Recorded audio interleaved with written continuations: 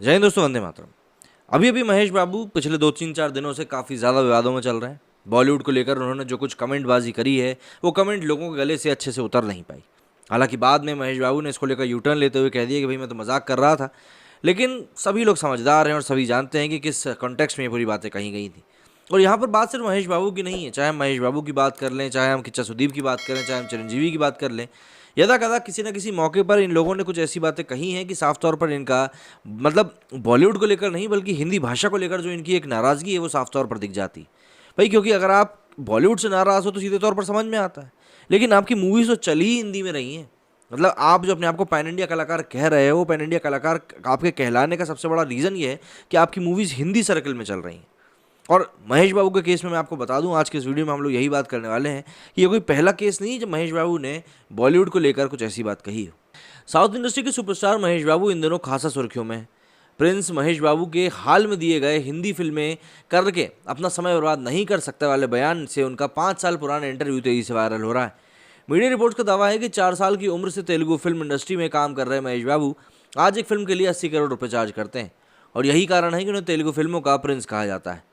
5 साल पहले सिनेबस्टर वेबसाइट को दिए गए इंटरव्यू में उन्होंने कहा था कि मुझे कितना भी लुभावना ऑफर मिले मैं बॉलीवुड में काम नहीं करने जाऊंगा।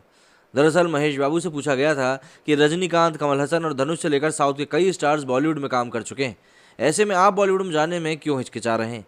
इस सवाल के जवाब में महेश बाबू ने कहा था कि मेरी कोई इच्छा या इंटेंशन नहीं है कि बॉलीवुड में काम करूं। तेलुगु फिल्मों में मेरे पास बहुत काम है, जिंदगी भर तक का काम मेरे पास यहाँ पर है। चाहे कितना भी लुभावना ऑफर क्यों ना मिले, मैं कभी बॉलीवुड में काम करने नहीं जाऊँगा। जब महेश बाबू से ये सवाल भी किया गया कि आपने खुद बड़े बॉलीवुड डायरेक्टर्स के साथ काम करने की इच्छा जताई थी और आपने ही कहा था कि कुछ एक्साइटिंग ऑफर मिलेगा तो आप बॉलीवुड में ज़रूर काम करेंगे।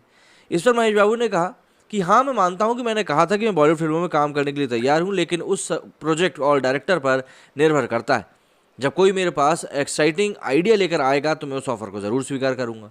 बॉलीवुड की पूर्व अभिनेत्री नम्रता शिरोडकर के पति महेश बाबू ने कहा कि आप सभी को मैं ये भी क्लियर कर देना चाहता हूं कि उस इंटरव्यू में मैंने ये बात सिर्फ उन खबरों पर विराम लगाने के लिए कही थी ताकि कयासों का दौर खत्म हो जाए।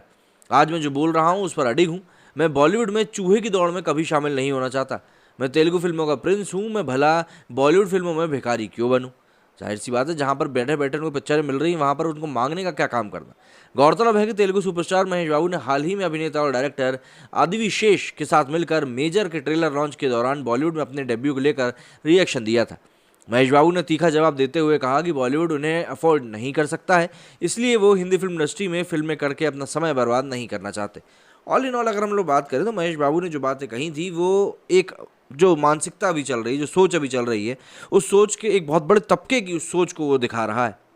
मतलब ऐसा नहीं है कि बॉलीवुड में कोई 80 करोड़ से ज़्यादा रुपए लेकर काम नहीं करता, लेकिन हाँ, बॉलीवुड ने जो एक बहुत बड़ी गलती करी है वो यही गलती करी कि उन्होंने कंटेंट के ऊपर ध्यान नहीं दिया, उन्होंने क्वांटिटी के ऊपर ध्यान दिया, उन्होंने क्वालिटी के ऊपर ध्यान नहीं दिया। और यही कारण है कि आज की डेट में हम ये तो कह सकते हैं कि हमारे देश में आज की डेट में सबसे ज़्यादा मूवीज़ बन रही हैं, लेकिन शायद हम लोग ये नहीं कह पाएंगे कि सबसे ज़्यादा अच्छी क्वालिटी वाली मूवीज़ हमारे यहाँ ही बन रही हैं।